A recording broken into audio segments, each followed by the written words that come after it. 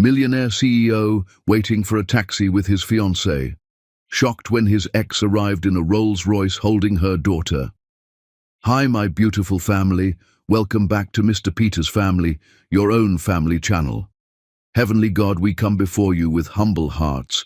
Please cover this beautiful family with your mercy and peace. Pour strength into every home, calm into every heart, and light into every dark moment.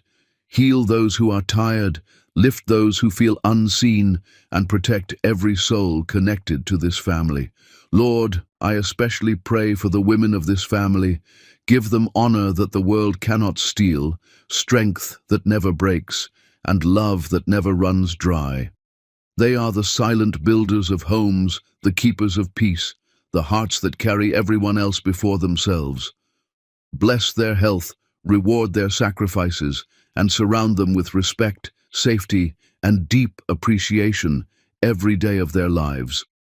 My beautiful family, every word I write comes from love and effort. When you stay, when you support, it gives meaning to everything I do. If your heart is true, please like the video. If your love is real, write, I am with Mr. Peter. Tom Andrews had always believed in second chances, right up until the moment his past stepped out of a Rolls-Royce and looked at him like he was already dead. The afternoon rain had turned the city streets into rivers of grey, and he stood under the hotel awning watching taxis stream past like they were part of some cosmic conspiracy against him. Lucy Hamilton pressed against his side, her diamond engagement ring catching what little light filtered through the storm clouds. She was scrolling through her phone with increasing irritation, her perfectly manicured nails tapping an impatient rhythm against the screen. This is ridiculous, she muttered, not looking up. We should have let the concierge arrange a car. Now we're going to be late for the most important meeting of your career. Tom raised his arm again, hoping this taxi would be different from the last dozen that had ignored him. It's just a few blocks to the restaurant. The traffic's just bad because of the weather. The traffic is always bad, and that's not the point. Lucy's voice had that edge to it, the one that meant she was keeping score of his failures. Mitchell Tech is worth millions, Tom. Millions. If we lose this contract because you insisted on being spontaneous instead of planning ahead. We're not going to lose it, Tom interrupted. Though his confidence was evaporating faster than puddles on hot pavement, Mitchell Tech was everything he'd been working toward, a local tech giant looking for consulting services, the kind of contract that could transform his moderately successful firm into something genuinely prestigious.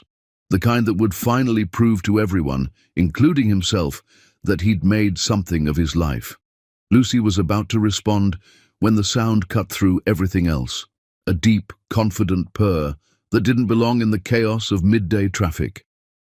It was the kind of sound that made pedestrians stop walking and turn their heads. A Rolls-Royce Phantom, midnight blue and gleaming despite the downpour, glided to a stop directly in front of them like it owned the entire street. Tom felt his stomach drop into his shoes before he even understood why. The rear door opened with that whisper-quiet precision that screamed wealth, and a little girl tumbled out first. She couldn't have been more than early elementary school age, all sparkly rain boots and purple hair ribbons, bouncing with the kind of energy only children possessed. She was chattering excitedly about something involving a dentist and promised treats and hot chocolate with whipped cream that reached the ceiling. "Mommy, you promised." The little girl tugged at someone still inside the car. "You said if I was brave at the dentist, we could get the really good hot chocolate with the chocolate chips on top." "I know exactly what I said, baby." The voice from inside the car made Tom's blood freeze in his veins.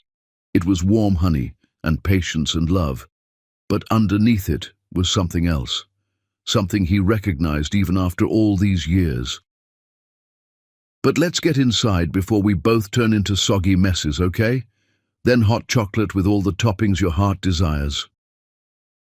Then she stepped out of the car, and Tom's entire world shattered into a million irreparable pieces. Darcy Brown. She wore a burgundy suit that probably cost more than his car payment, tailored so precisely it looked like it had been painted onto her body by someone who understood exactly how to make power into fabric. Her locks cascaded past her shoulders in an elegant waterfall that must have taken years to grow, each one perfect and deliberate. But it was her face that destroyed him, those deep brown eyes that used to look at him with such tenderness, those lips he'd kissed until he memorized their shape. Except now, everything about her radiated a kind of strength that made the air around her seem to shimmer with electricity. She didn't just look successful. She looked like she'd conquered entire worlds and was deciding which one to claim next. "Did you see how shiny our car is?" The little girl, Molly, was practically vibrating with excitement. "Isn't it the shiniest car you ever saw?" "It's definitely very shiny, sweetheart." Darcy's voice was pure affection when she spoke to her daughter, nothing like the last words Tom had heard from her all those years ago, nothing like the coldness he still heard in his nightmares sometimes. "But we need to get inside now, okay? Before the rain wins." "The rain can't win," Molly giggled, jumping in a puddle. "We're too fast." The sound of that laugh pierced something in Tom's chest that he'd thought had died years ago, something he'd convinced himself he'd buried so deep it could never resurface. Darcy's hand was already guiding her daughter toward the hotel entrance, that protective maternal touch that spoke of years of practice, when her gaze swept across the sidewalk in that casual way successful people had of surveying spaces they were about to move through. Then her eyes landed on Tom, and the entire universe ground to a halt. The transformation was instant and absolute. Whatever warmth had been in her expression evaporated like water hitting molten steel. Her spine straightened, her chin lifted, and her eyes went as cold as the rain hammering the pavement. Tom watched in horrible fascination as her face became a mask, beautiful and terrible, and completely empty of anything that resembled recognition or care or even basic human kindness. She looked at him the way someone might look at a piece of trash stuck to their expensive shoe, with mild disgust and a burning desire to scrape it off as quickly as possible. "Darcy." Her name escaped his lips before his brain could stop it, rough and desperate and filled with too many emotions to name. Lucy's head snapped up from her phone so fast, Tom heard her neck crack. Her professional radar, finely tuned from years of corporate politics, immediately detected the shift in atmosphere. "I'm sorry, what? Do you know her?" Molly looked between the adults with that confused curiosity children always had when grown-ups started acting strange. Her small hand tightened around her mother's fingers, seeking reassurance in the way kids did when the world suddenly felt unsafe. "Mommy, do you know that man?" The question hung in the rain-soaked air like a blade waiting to fall. Darcy's face could have been carved from Arctic ice.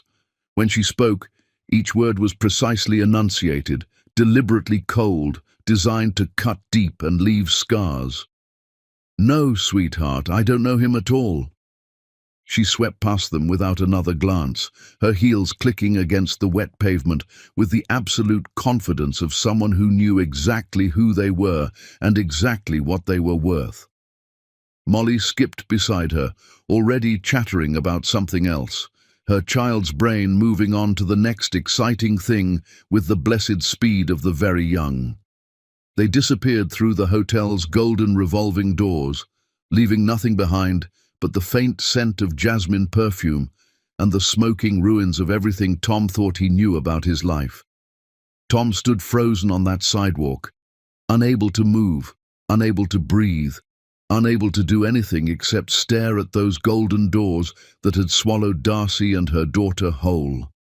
He was watching the space where she'd been, trying to reconcile the woman in the Rolls-Royce with the girl he'd left behind, trying to understand how the broken thing he'd walked away from had transformed into something so magnificent it hurt to look at directly. "Tom?" Lucy's voice seemed to come from underwater, distant and distorted. Tom, who was that woman? Why did you say her name like that? He couldn't answer. His throat had closed around words that felt too big and too terrible and too true to speak aloud. Tom! Lucy grabbed his arm hard enough to leave marks, her nails digging through his jacket. Answer me right now. Who was that? The rain kept falling. The city kept moving around them like they were stones in a river. Somewhere a horn blared. A delivery truck splashed through a puddle. Life continued on, utterly indifferent to the fact that Tom's entire existence had just been turned inside out. That was my ex-wife, he finally managed, his voice barely above a whisper. Lucy's face went through shock, confusion, anger, and something that looked horribly like betrayal in the span of a single heartbeat before settling on an expression Tom had never seen her wear before. The look of someone realizing they'd been lied to about something fundamental. You're what? Her voice dropped to that dangerous quiet that was somehow worse than shouting. Tom, you told me that relationship ended years ago. You said it was mutual. You said you'd both moved on and it was ancient history that didn't matter anymore. It was. It is. The lies tasted like ashes and broken glass in his mouth. That didn't look like ancient history. Lucy stepped back from him, creating physical distance that felt like a chasm opening between them. That looked like someone who wanted to pretend you'd never existed. That looked like someone who hates you. And that car, Tom, that suit she was wearing probably cost more than everything in my closet combined. She's not just doing well. She's wealthy, really genuinely wealthy. Tom wanted to argue, wanted to defend himself, wanted to explain that it was complicated, and he'd been young and stupid and made mistakes. But what could he possibly say that wouldn't make everything worse? Yes, my ex-wife is now apparently worth millions, while I'm still struggling to close deals that might save my mid-level consulting firm. Yes, she looked at me like I was something unpleasant she'd accidentally stepped in. Yes, seeing her just ripped open wounds I didn't even know still existed. Who was the little girl? Lucy's question cut through his spiraling thoughts like a scalpel. And don't you dare tell me you don't know. I saw your face when you saw her, Tom. I saw the way you looked. Tom's stomach twisted into knots so tight he thought he might be sick right there on the fancy hotel sidewalk. I don't know. She must have moved on after the divorce, remarried, started a family with someone else who wasn't a complete disaster. The words should have been a relief, should have been proof that Darcy was fine and happy and had built a new life without him. Instead, they felt like someone was slowly crushing his ribcage. We need to go, Lucy said, her voice completely hollow of emotion. Mitchell Tech is waiting, and you've already made us late with this ridiculous taxi situation. We cannot afford to make this any worse than you've already made it. She was right. They couldn't. Tom forced himself to raise his arm again, to signal for a taxi, to focus on the meeting that could make or break his business. A cab finally slowed, and they climbed into the back seat in the kind of silence that felt like a funeral. As they pulled away from the hotel, Tom turned to look back at those golden doors one last time. Somewhere inside that building, Darcy Brown was probably ordering hot chocolate for her daughter, living a life so far removed from anything Tom had ever imagined that it felt like watching someone else's fever dream. She'd looked at him like he was nothing, like he'd never mattered at all. And the terrible truth that was beginning to settle over Tom like a burial shroud, the realization that was slowly crushing all the air from his lungs, was that maybe she was right. Maybe he never had mattered. Maybe he'd thrown away the only thing that had ever truly mattered, and now he got to spend the rest of his life knowing exactly what he'd lost. The taxi driver turned on the radio, filling the silence with meaningless noise. Lucy stared out her window, her jaw clenched so tight Tom could see the muscles jumping, and Tom sat there feeling like someone had reached into his chest and ripped out something vital, leaving nothing behind but a gaping wound that would never properly heal. Chapter 2. the ghost of what he destroyed. The taxi felt like a coffin, and Lucy's silence was the dirt being shoveled on top.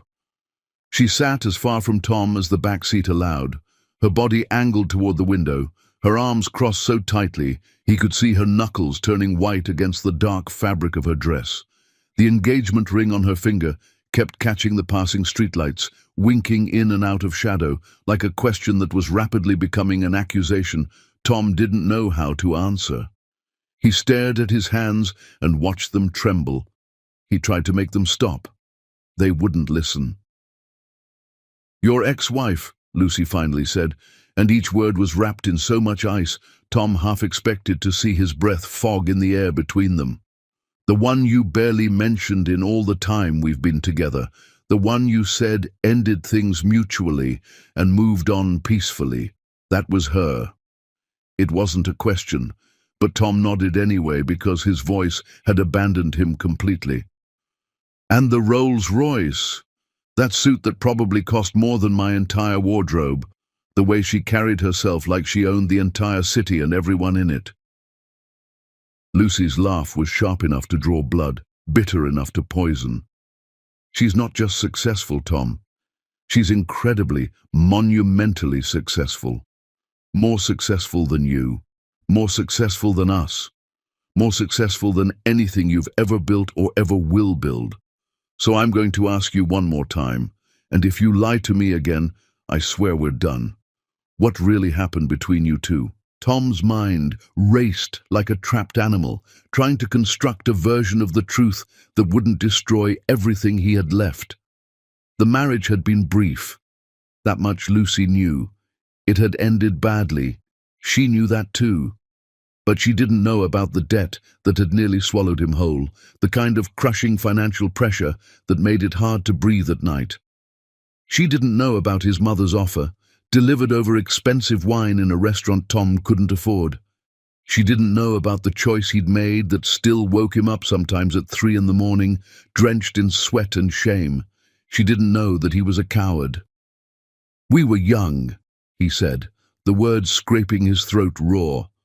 "I was trying to build my business from absolutely nothing.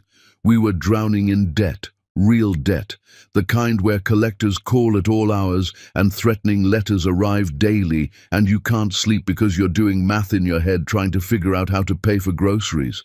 Darcy wanted to fight through it together, but I couldn't see a way out. The weight was crushing me, so I left." It was a half-truth, which made it the worst kind of lie, the kind wrapped in just enough honesty to sound believable, the kind that poisoned everything it touched. "You left," Lucy repeated slowly, like she was testing the words for toxicity. "Just like that. You gave up on your marriage because things got financially difficult." "Yes. And now she's worth millions, probably hundreds of millions based on that car and that suit and your—" Lucy gestured vaguely at him, at the taxi, at the mediocre life they'd built together that suddenly seemed so small and insufficient it made Tom want to disappear. "You're here, with me, about to potentially lose the biggest contract of your career because you can't focus for 5 minutes without thinking about her." The words stung because they were painfully, undeniably, brutally true. Tom had rebuilt after the divorce, had clawed his way back from the edge of bankruptcy, but he'd never reached the heights he'd dreamed of as a younger man. He was comfortable, moderately successful, respected in his industry, but he wasn't riding in Rolls-Royces or wearing suits that cost what most people made in a month, or looking at the world like he owned pieces of it. "Who was the little girl?" Lucy asked again, and this time there was something dangerous lurking beneath her controlled tone. Something that sounded like she was putting pieces together that Tom desperately didn't want connected. Tom's stomach twisted violently. "I told you I don't know. She must have remarried after we split up. Had a child with someone else. Built a new life." But even as he said it, even as the words left his mouth, something about the child nagged at him like a splinter under his skin. The age seemed to line up with something he couldn't quite articulate. The way she'd smiled had felt familiar in a way that made his chest physically ache. The purple ribbons in her hair reminded him of something Darcy used to wear back when they were young and stupid and in love. No, it couldn't be. It was impossible. "We're here," the driver announced, pulling up to the restaurant with a jerk that nearly threw Tom against the seat in front of him. Lucy gathered her purse and stepped out of the car without waiting for Tom, without looking back, without any of the small courtesies that usually marked their relationship. He watched her walk toward the entrance, her spine rigid with anger and hurt, every line of her body radiating fury, and knew with absolute certainty that the dinner ahead was going to be a complete disaster even before it started.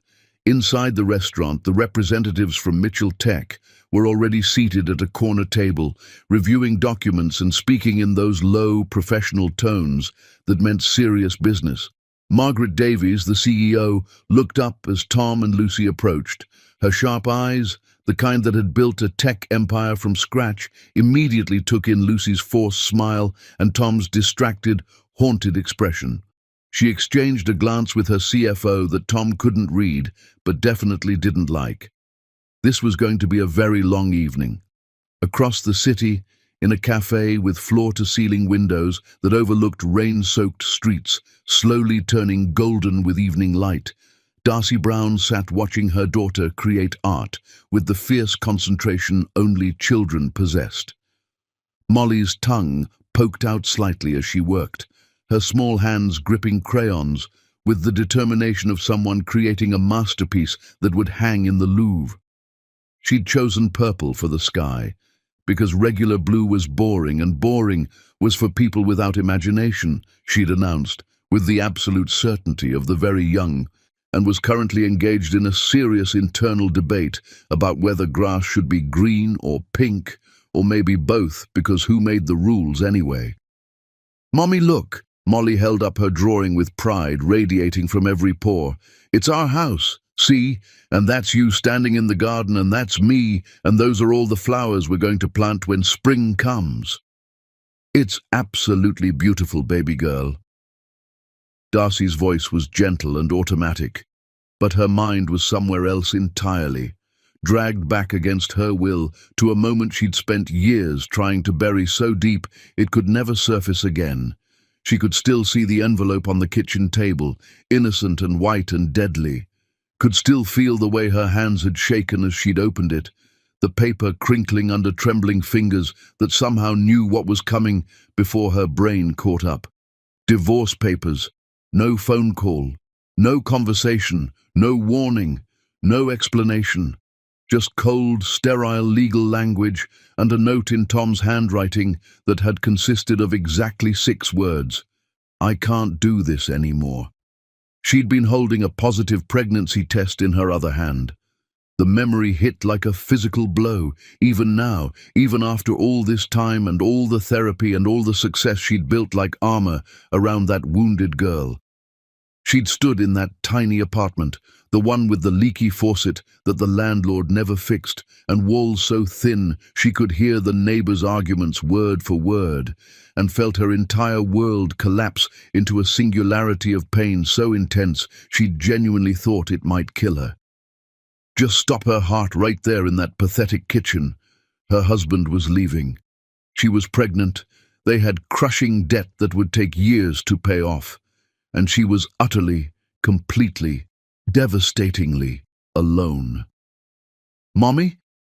Molly's voice pulled her back to the present, to the expensive cafe and the comfortable life and the empire she'd built from ashes. "You have your sad face on, the one you get sometimes when you think I'm not looking." Darcy forced a smile, reaching across the table to tuck a stray braid behind Molly's ear with fingers that only trembled slightly. "I'm not sad, sweetheart. I'm just thinking." "About what?" "About the man who left me with nothing but debt collectors calling at all hours, and a baby growing inside me. About how I cried for weeks until I ran out of tears and then cried some more. About how I worked 3 jobs while pregnant because I had literally no other choice. About how I built an empire from the ashes of what he burned, one exhausting day at a time. About how seeing his face today ripped open wounds I thought had healed years ago." About how lucky I am, Darcy said instead, to have you. Molly beamed with pure, uncomplicated joy and returned to her drawing with renewed enthusiasm, already moving on to debating whether the sun should have a smiley face or not. Darcy's phone buzzed against the table. Her assistant, James, with his usual impeccable timing and ability to know exactly when she needed a distraction.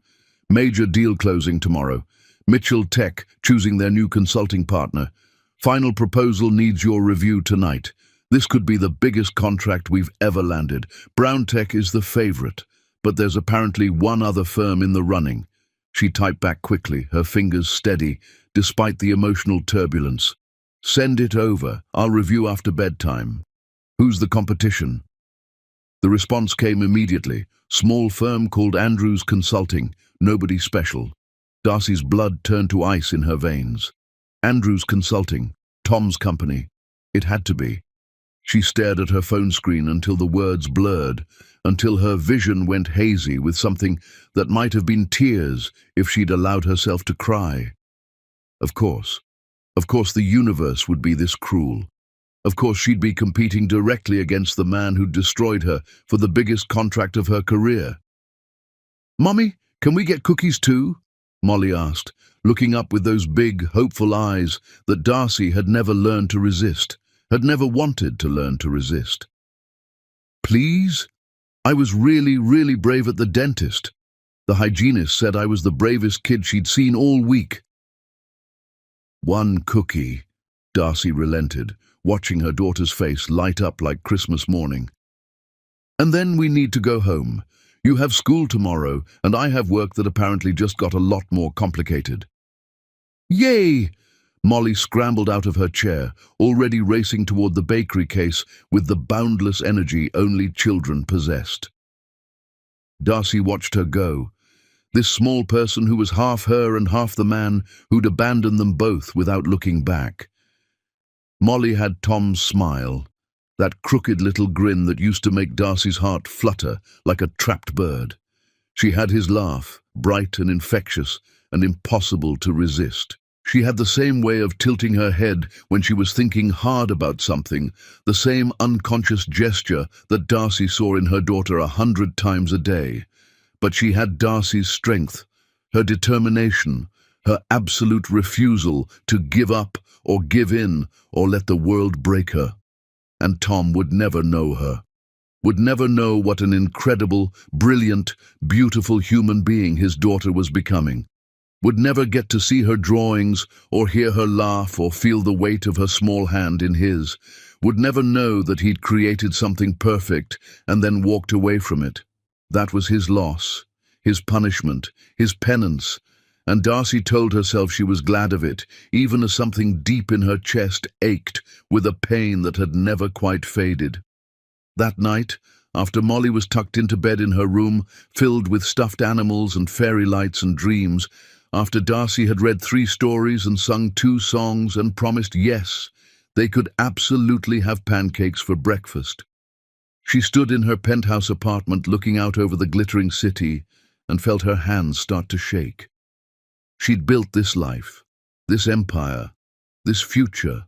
She'd clawed her way up from that tiny apartment where she'd cried herself sick, from the jobs that paid barely enough to cover rent, from the fear that she'd fail her unborn child before she even got a chance to try. She'd done it alone, without help, without support, without Tom. And seeing him today should have felt like victory, should have felt like vindication, should have felt like proof that she'd won, that abandoning her had been the biggest mistake of his pathetic life. Instead, it felt like someone had taken a crowbar to a wound she'd thought had scarred over years ago and ripped it wide open again. Darcy pressed her forehead against the cool glass of her window and let herself feel it, all of it. The anger that still burned like acid in her veins, the betrayal that cut like broken glass every time she let herself remember, the love that had curdled into something poisonous, but somehow impossibly hadn't quite died. She let herself remember the girl she'd been, the one who'd loved Tom Andrews with her whole heart and believed they could weather any storm together, believed they were invincible as long as they had each other. That girl was gone. She died the day she found those divorce papers on the kitchen table. And the woman who'd risen from those ashes didn't need anyone, didn't want anyone, certainly didn't need Tom Andrews disrupting the carefully constructed life she'd built from ruins and rage and sheer stubborn will. Her phone buzzed. The Mitchell Tech proposal, ready for review. Darcy took a deep breath, wiped her eyes with the back of her hand, straightened her spine the way she'd taught herself to do, and got to work. Because that's what she did. She worked, she built, she won.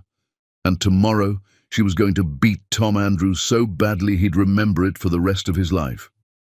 Chapter 3. The cracks begin to show. Tom had never understood the phrase out-of-body experience until he sat through the Mitchell Tech dinner, watching his career implode in slow motion. Margaret Davies was speaking, her words floating through the air like they were meant for someone else entirely. Something about implementation schedules and resource allocation and projected deliverables. Tom nodded at what he hoped were appropriate moments, acutely aware that Lucy was watching him with the intensity of someone documenting evidence for a future confrontation. "Mr. Andrews?" Margaret's voice cut through the fog like a knife through butter. "You seem distracted. Should we reschedule this conversation for when you're more present?"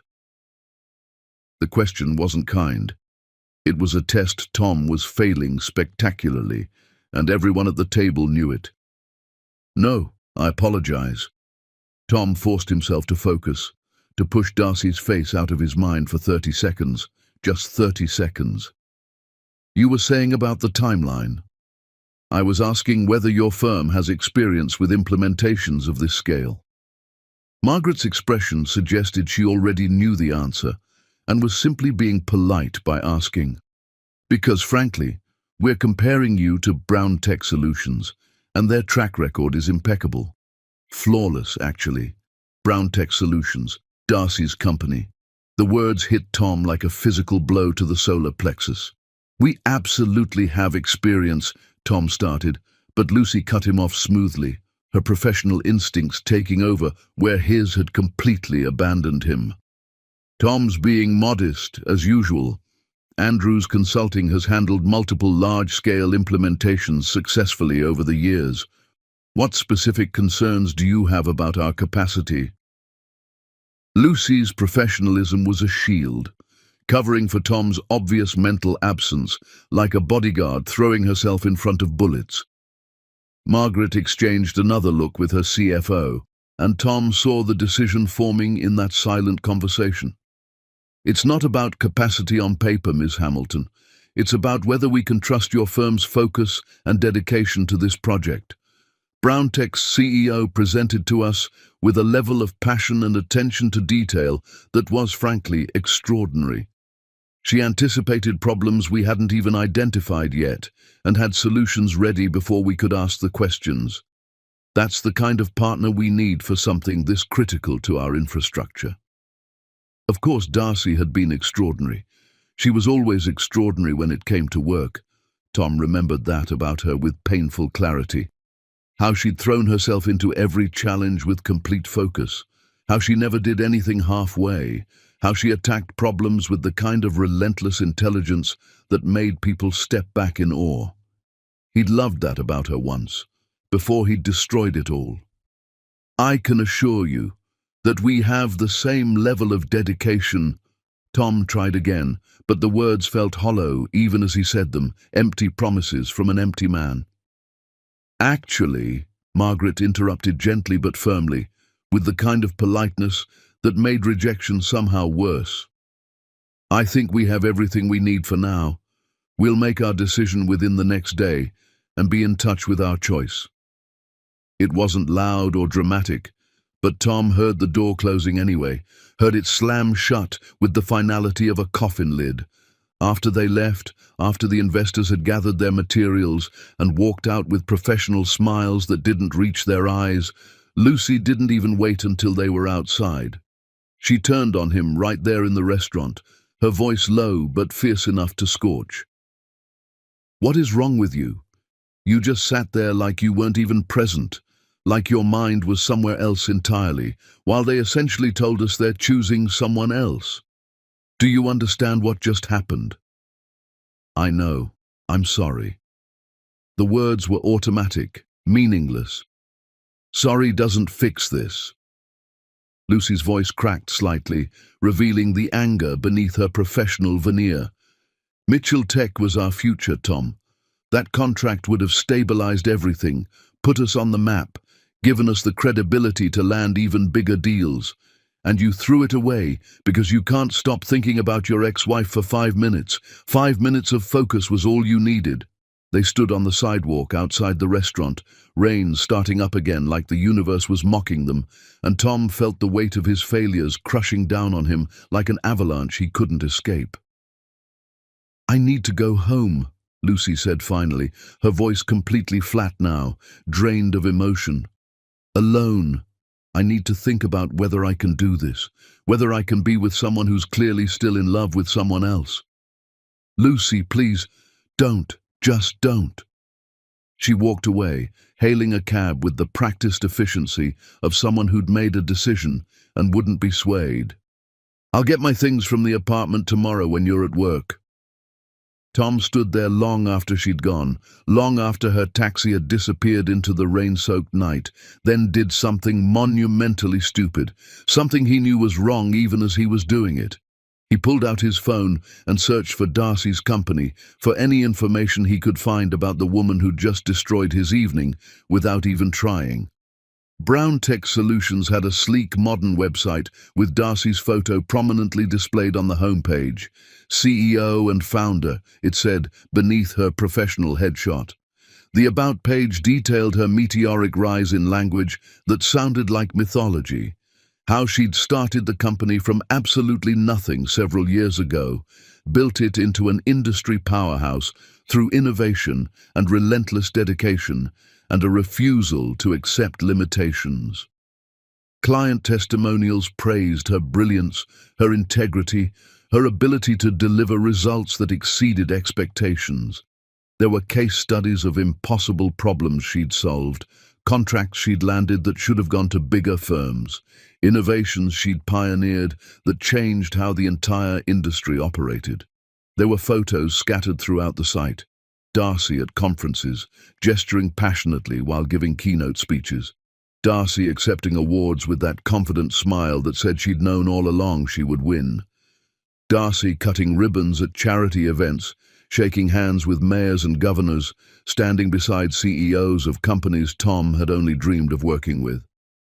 In every single one, she looked powerful and confident and completely self-possessed, like someone who'd never needed anyone and never would. And in none of them, not a single photo, not one mention in any article, was there any reference to a personal life. No husband, no child, no mention of family at all. Just work, success, empire building, conquest. Darcy had clearly kept Molly completely separate from her public image, protected her daughter from the spotlight with the same fierce dedication she brought to everything else. Tom scrolled until his eyes burned and his battery warning flashed, trying to find some mention of the little girl with the sparkly boots and purple ribbons. But there was nothing, just Darcy's professional brilliance on display, polished and perfect and completely inaccessible. His phone rang, shattering his obsessive scrolling. His mother, Maxine, with her usual impeccable timing for making things worse. "Lucy called me," she said without preamble, without even a greeting. "She's very worried about you. She said you had some kind of episode at dinner with the Mitchell Tech people, that you're obsessed with your ex-wife and completely destroyed an important business opportunity." "I'm fine, Mom." Tom's voice was flat, exhausted. "You don't sound fine, Thomas. You sound like you're falling apart." There was genuine concern in Maxine's voice, which somehow made it worse. "What's going on? Why are you suddenly fixated on Darcy after all these years?" Tom stared at a photo of Darcy shaking hands with the mayor, looking like she belonged in rooms with powerful people, like she'd always belonged there. "Do you remember Darcy, my first wife?" There was a pause, and Tom could practically hear his mother's mind working, trying to understand why he was asking. "Of course I remember her, Thomas. That was years ago, ancient history. Why are you bringing her up now? Did you know she was pregnant when we divorced?" The silence on the other end of the line was deafening, absolute, the kind of silence that confirmed everything Tom had suspected. "Thomas, what are you talking about? What do you mean pregnant?" "I saw her today, with a little girl. The age is exactly right, the timing lines up perfectly." Tom's voice cracked like breaking glass. I'm almost certain I have a daughter I never knew about." "That's impossible. You would have known. She would have told you. Thomas, you're making assumptions based on coincidence and stress." "Would she have told me after I left her the way I did?" Tom laughed, but it was a broken sound, jagged and painful. "After I walked away without explanation. Why would she tell me anything?" "Thomas, you're spiraling. You don't know this child is yours. You're jumping to conclusions because you're upset about seeing her again." But Tom knew, deep in his gut, in that place where certainty lived beneath logic, he knew. Molly was his daughter, and he'd missed everything. "I have to go," he said, and hung up before his mother could argue, before she could try to rationalize away his failures with her usual efficiency. He drove home through rain that matched his mood perfectly, his mind racing with possibilities and regrets and the crushing weight of what he might have lost. When he finally made it to his empty apartment, Lucy's absence already making it feel hollow and cold, he sat in the dark and let himself feel the full, devastating weight of what he might have thrown away. Not just Darcy, though God knew that was devastating enough to break him, but a child, a daughter, a little girl who existed because of him, but who had no idea he existed. Everything. He'd lost everything, and it was entirely his own fault. Chapter 4. The Reckoning. The email arrived at dawn, painting Tom's dark bedroom in harsh blue light, and he read it 3 times before the words truly sank in and became real. "Dear Mr. Andrews, after careful consideration of all proposals, we've decided to move forward with Brown Tech Solutions for our consulting needs." Ms. Brown's proposal was significantly more comprehensive, her vision more closely aligned with our long-term goals, and her track record speaks for itself in ways that made this decision clear. "We wish you the best in your future endeavors and thank you for your time. Regards, Margaret Davies, CEO, Mitchell Tech." Tom sat in his home office, still wearing yesterday's wrinkled clothes because he hadn't bothered to change before falling asleep at his desk, and felt something inside him break cleanly in half. Not the contract itself, though losing it hurt like a physical wound. It was the casual professionalism of the rejection, the polite corporate language that made it abundantly clear his firm had never really been in the running at all. They'd been the backup option, the comparison that made Darcy's proposal look even better. Darcy had beaten him without even breaking a sweat, had crushed his biggest opportunity like it was nothing more than a minor inconvenience. His assistant called an hour later, her voice tight with barely controlled panic. "Tom, I'm seeing some very concerning emails from other clients this morning. The Johnson account wants an urgent meeting to discuss their concerns about our firm's direction. 3 others are asking pointed questions about project timelines and our capacity to deliver. What's happening? What should I tell them?"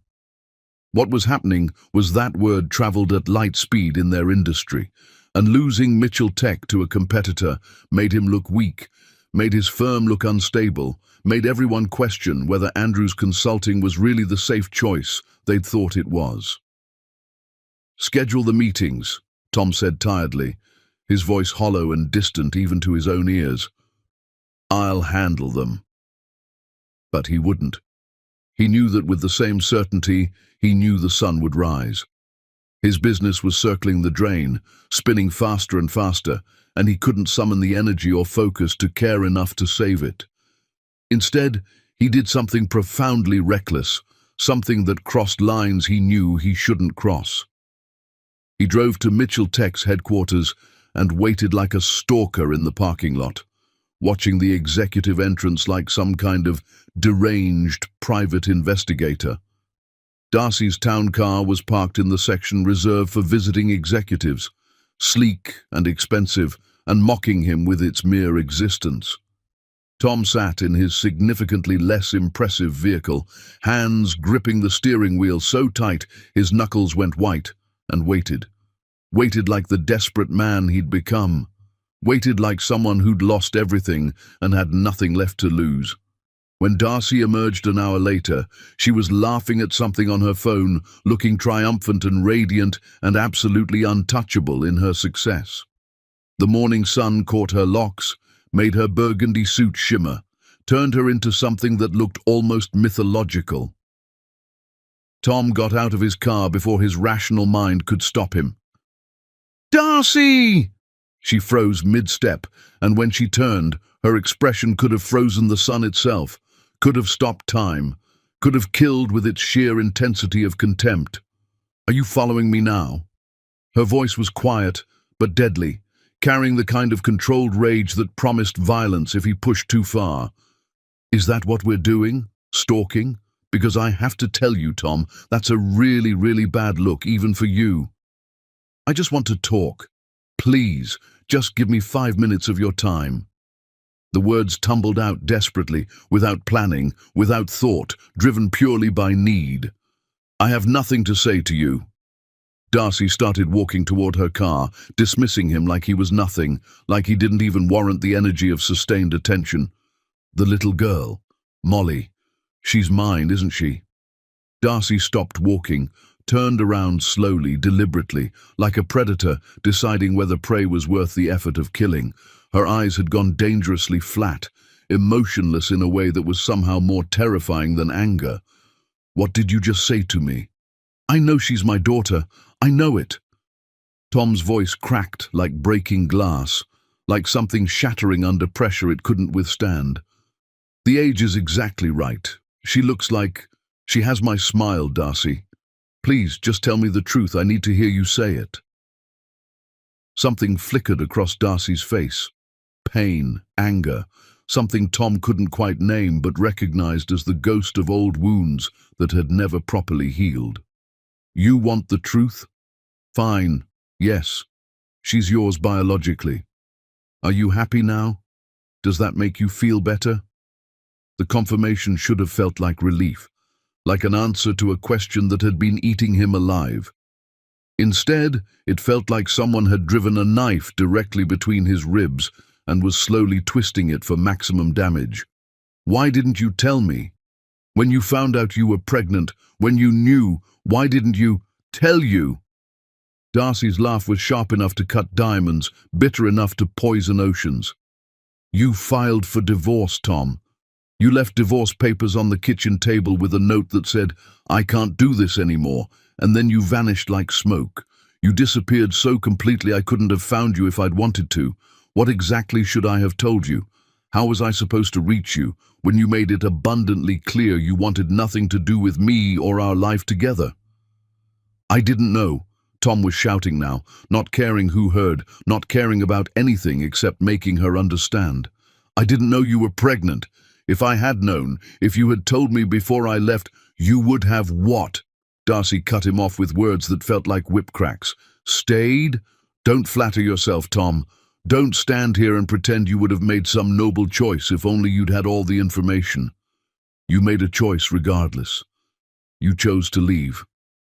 Whatever your reasons were, and I'm sure you've told yourself they were very good reasons, you left me alone with debt collectors circling like vultures and a baby on the way, and absolutely no idea how I was going to survive. I made a mistake, the biggest, most catastrophic mistake of my entire life." "Yes, you did." Darcy's voice was cold again, that professional ice that was somehow worse than her rage. And now you have to live with the consequences of that choice, just like I've had to live with raising our daughter completely alone for years with no help, no support, no co-parent to share the burden. Let me meet her properly. Let me be part of her life. Tom was begging now, all pride gone, all dignity abandoned. Please, Darcy, I'm begging you. Why should I? Darcy took a step closer, and Tom could see the fury burning in her eyes like wildfire. Give me one single good reason why I should let you anywhere near my daughter after what you did. Because she deserves to know her father. She deserves a father who wanted her from the beginning, who didn't run away when things got hard. Darcy's voice shook slightly, the first crack in her armor. You want to know the real reason I didn't tell you about the pregnancy? Because I found the bank records, Tom. I found them when I was trying to salvage our finances, trying to figure out how to survive. I know your mother paid you to leave me. I know you took money to abandon your pregnant wife, so forgive me if I don't think you deserve anything where my daughter is concerned.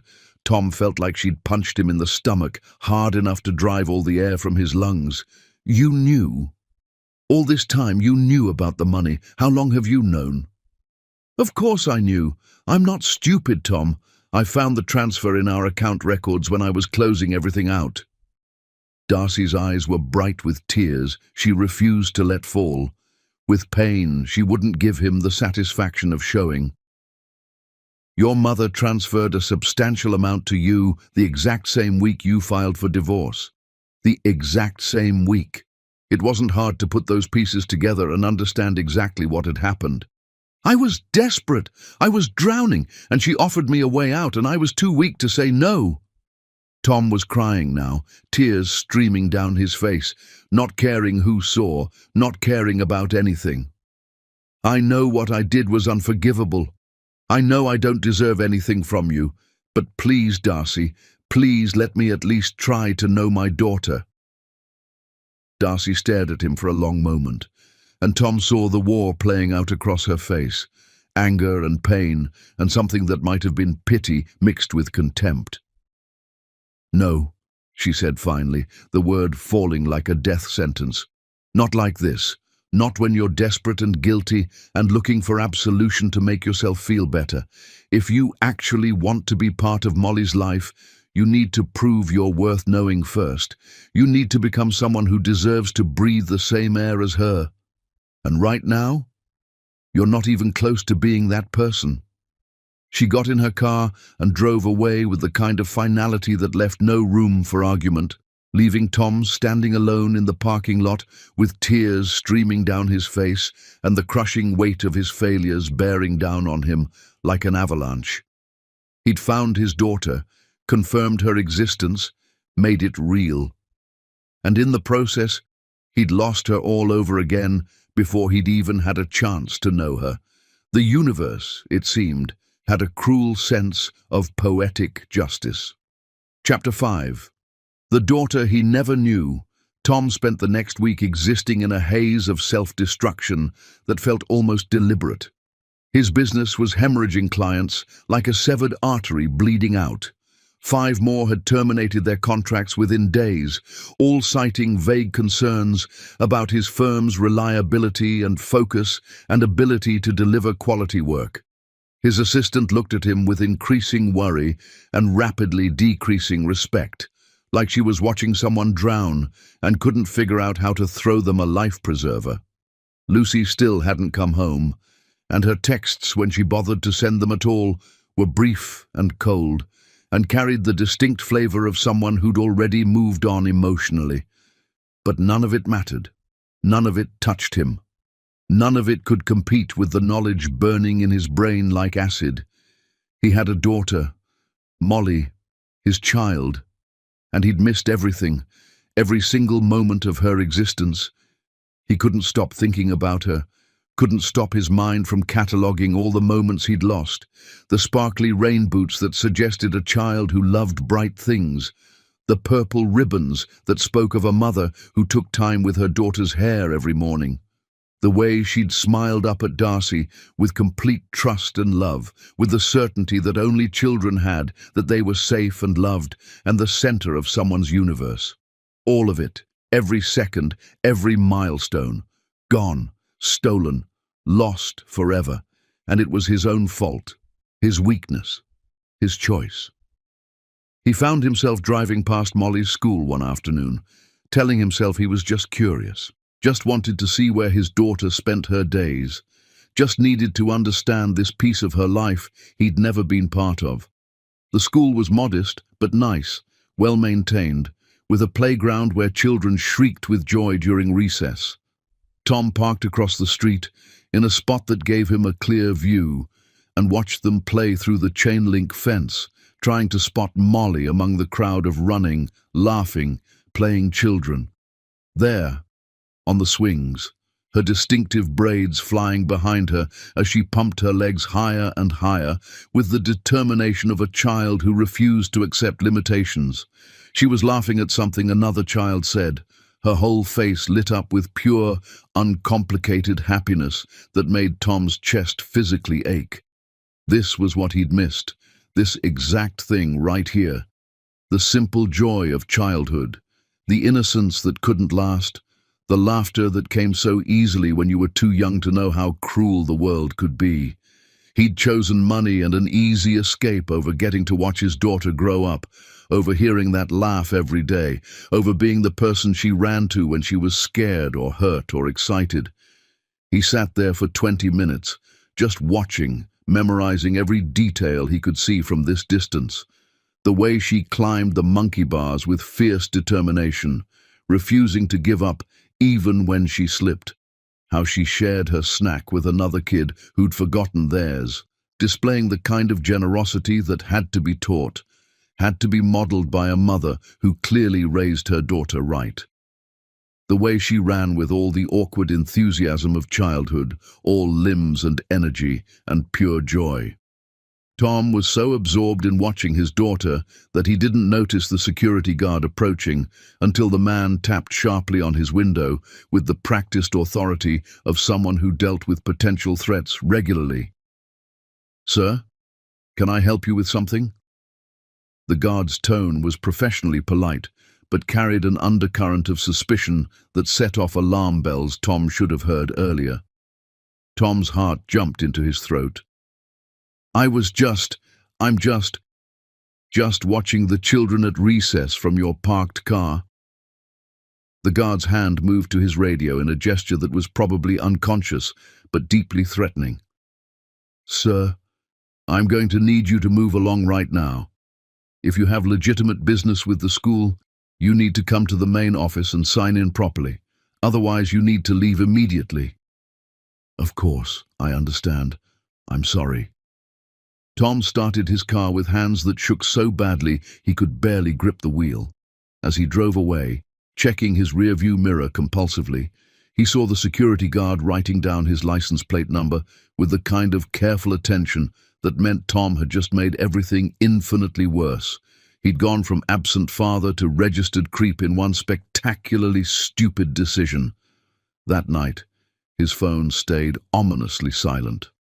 No calls from Lucy, who'd apparently decided they were done without the courtesy of actually articulating it aloud. No calls from clients looking to save their contracts or express their concerns. No calls from anyone except his mother, which he ignored with the same dedication he brought to ignoring all his other problems.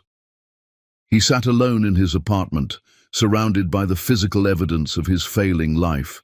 Unpaid bills stacked on the counter, Lucy's empty closet like a missing tooth, the silence that came from having systematically destroyed every meaningful relationship he'd ever had, and tried to figure out how he'd ended up in this exact spot. The answer was devastatingly simple. His own choices, every single one.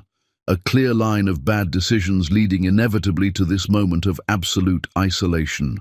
He'd chosen to take his mother's money instead of fighting for his marriage. Chosen to leave Darcy instead of facing his problems like an adult. Chosen to believe his own lies about it being the right decision, about her being better off without him.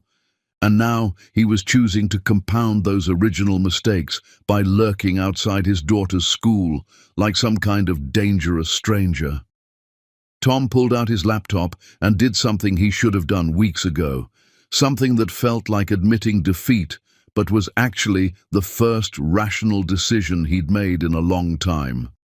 He searched for therapists in his area who specialized in trauma and regret and helping people who'd fundamentally broken their own lives. Dr. Sarah Rahman's profile stood out immediately. Her specialties included guilt, shame, and helping people rebuild after catastrophic mistakes. Her photo showed a woman in her 50s with kind eyes and the kind of expression that suggested she'd heard everything and wouldn't be shocked by Tom's particular brand of failure. If Darcy was right, and she absolutely was, he needed to become someone worth knowing before he had any right to ask for a place in Molly's life. He needed to understand why he'd made the choices he'd made, needed to dig into whatever weakness or fear had made taking his mother's money seem like an acceptable option. It wasn't much. It was barely anything. It was the smallest possible first step on what would clearly be a very long journey. But it was a start, and starting was better than continuing to drown in self-pity and poor decisions. The next morning, Lucy arrived at the apartment with the key Tom had given her what felt like a lifetime ago. She moved through the space with efficient silence, packing only what was definitively hers, leaving no trace of the future they'd almost built together. "I'm sorry," Tom said as she was zipping up the last suitcase, the words inadequate but necessary. "You deserved so much better than this disaster." "I did," Lucy agreed, and there was no malice in her voice, just exhausted acceptance. "But honestly, Tom, I hope you figure out what you actually need. I really do, because right now you're making everyone around you miserable, and that includes yourself." After she left, taking her engagement ring and her patience and her willingness to overlook his flaws with her, Tom sat in the quiet apartment and felt the weight of being truly, completely alone settle over him like a shroud. His phone buzzed, an unknown number that made his heart race even before he opened the message. "I know you were at Molly's school yesterday. The security guard called me. They sent me video footage. If you ever come near her school again, if you ever watch her without my explicit permission, I will get a restraining order so fast it'll make your head spin and destroy whatever microscopic chance you might have had of ever knowing her. Is that absolutely clear?" Tom typed back with fingers that wouldn't stop shaking. "I'm sorry. I just wanted to see her, to see where she goes to school. It won't happen again, I swear." The response came immediately, cold and final. "It better not. One more mistake like that, and you're done forever." Tom stared at the message, at the complete and total end of any hope for easy reconciliation, and made a decision that felt both inevitable and terrifying. He was going to sell his failing business before it completely collapsed, pay off all his remaining debts, cut his mother completely out of his life until she could acknowledge what she'd actually done without justifications or rationalizations, and he was going to become someone genuinely worthy of being Molly's father, even if it took years of therapy and work and painful self-examination. Even if Darcy never forgave him, never let him into their lives, never gave him the chance he desperately wanted, he would do the work anyway, become better anyway, change anyway.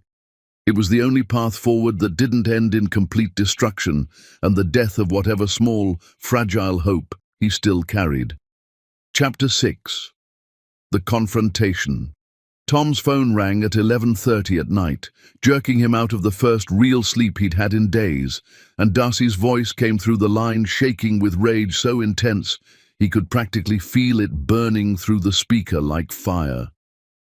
"I gave you one warning. One. And you couldn't even last a week before violating it." Tom sat bolt upright in bed, his heart hammering against his ribs hard enough to hurt. "Darcy, I can explain. Do you have any idea what it's like to get a call from school security?" Darcy's voice was rising, losing the icy control she usually maintained so effortlessly. Do you know what went through my mind when they told me there was video footage of a man watching my daughter from across the street? When they sent me screenshots of your car, your license plate, timestamps showing you sat there for 20 minutes just staring at children playing. I'm sorry. I know it was wrong. I just needed to see her. You just what? Darcy cut him off savagely. Wanted to see her like she's some kind of zoo animal you can observe from a distance? Like she's a curiosity instead of a real child with feelings and the right to feel safe at her own school? No, that's not what You don't get to do this, Tom. She was shouting now, really shouting, years of controlled rage finally breaking free. You don't get to lurk around my daughter's school like some kind of stalker. You don't get to watch her without permission. You don't get to make unilateral decisions about when and how you'll insert yourself into her life. I wasn't stalking. I just wanted to see what her school was like, where she spends her days, what her life looks like. Without asking, without any consideration for her safety or my feelings or the fact that you're a complete stranger to her. Darcy's voice cracked with emotion. Do you understand how violated I feel? How scared I am that you'll just show up somewhere random and confuse her or upset her or, God, I don't even know what I'm afraid of anymore. I would never hurt her. Tom was on his feet now, pacing his bedroom like a caged animal. She's my daughter, my child. I just want to know her. She's not yours. The words came out like gunfire, sharp and deadly. You lost that right when you chose money over being her father. You lost it when you walked away without looking back. Tom felt tears streaming down his face and didn't care anymore who knew he was falling apart. I didn't know about her. You keep saying I chose money over her, but I didn't even know she existed when I made that choice. If you had told me, if you had found some way to let me know you were pregnant, I couldn't tell you. Darcy's voice cracked completely, raw pain pouring out like blood from a wound that had never healed. You filed for divorce and disappeared, Tom? You vanished so completely, I had no way to reach you even if I'd wanted to. And even if I had somehow tracked you down, why would I tell the man who just abandoned me that I was carrying his child? So you could feel obligated? So you could resent both of us for trapping you? I wouldn't have resented. Yes, you would have. Darcy was crying now too, years of accumulated pain finally breaking through the armor she'd built. You took money to leave me, Tom. Your own mother paid you to divorce me like I was some kind of problem that needed solving, like I was an obstacle to your success instead of your partner. What kind of man does that? What kind of man takes actual money to abandon his wife? The shame was overwhelming, suffocating, making it hard to breathe or think or exist. A weak one. A coward. I know exactly what I am, Darcy. Do you? Her voice dropped to something quiet and infinitely more dangerous than her shouting. Do you really understand? Because from where I'm standing, you're still that same weak man making the same selfish choices, showing up at her school without permission, watching her without asking, stalking her like your desire to see her matters more than her right to feel safe. That's not love, Tom. That's not being a father. That's you being selfish again, trying to make yourself feel better without considering what's actually best for her. That's not fair, isn't it? Darcy's laugh was bitter enough to strip paint. You say you want to be her father, but you're not willing to do the actual work required. You're not willing to wait, to earn it slowly, to prove you've changed into someone who deserves to know her. You just want instant absolution handed to you because you finally feel guilty about your choices. Tom sank onto his bed, the phone pressed to his ear, and felt the full crushing weight of his failures bearing down on him like an avalanche. You're right. About all of it. Every word. I'm selfish and weak, and I've been making excuses for my behavior for years. But Darcy, please don't shut me out completely forever. I'll do whatever you want. I'll wait however long it takes. Just don't take away even the possibility of someday maybe knowing her. There was a long, terrible silence on the other end of the line. Tom could hear Darcy breathing, could imagine her standing in her expensive penthouse trying to decide his fate while their daughter slept peacefully in another room, unaware that her entire future was being negotiated. "You want to know what you have to do?" she finally said, her voice steadier now but still edged with barely controlled fury. "Here's exactly what you have to do. You stay completely away from Molly. Totally away. You don't watch her at school. You don't drive by our home trying to catch glimpses. You don't try to engineer accidental meetings at parks or stores or anywhere else. You give me the space I need to decide if and when I'll ever consider letting you into her life. Okay, I promise. I swear to you. I'm not finished." Darcy's voice turned to steel. "You also need to figure out who you actually are when you're not running from your mistakes or making excuses for your failures. You need to go to real therapy and deal with whatever fundamental weakness made you think taking that money was acceptable. You need to become someone who genuinely deserves to know her. And maybe, someday years from now, I'll consider supervised visits. But that's years away, Tom, not months, years. And only if you actually prove you've changed into someone completely different. I'll do it, all of it. Whatever it takes, however long it takes. We'll see." Darcy's voice was exhausted now, completely drained. "I've heard your promises before, and they didn't mean anything then." She hung up without saying goodbye, without offering any comfort or hope or reassurance. Tom sat in the dark of his bedroom and felt something fundamental shift inside him. Not hope exactly. He didn't deserve hope, hadn't earned it, had no right to it. But determination, a clear path forward, however long and painful and difficult it might be. His phone buzzed again almost immediately, his mother calling with her characteristic persistence. This time, he answered. "Mom," he said, his voice steady for the first time in weeks. "Did you know Darcy was pregnant when you paid me to leave her?" "Thomas, I already told you I didn't know." "Did you know?" He enunciated each word clearly, demanding honesty for possibly the first time in their entire relationship. A pause that stretched into painful silence. "No, I didn't know about any child. But you did pay me a substantial amount of money to divorce her. That part you're not denying. I was trying to save you from drowning in debt and what looked like a failed marriage that was pulling you down. You were trying to control my life because you didn't approve of my choice in wife." Tom's voice was calm, cold, absolutely certain. "You saw Darcy as beneath our family, beneath your standards, and you found a convenient way to get rid of her, and I was weak enough and desperate enough to let you do it." "Thomas, that's not entirely accurate. I was genuinely trying to help.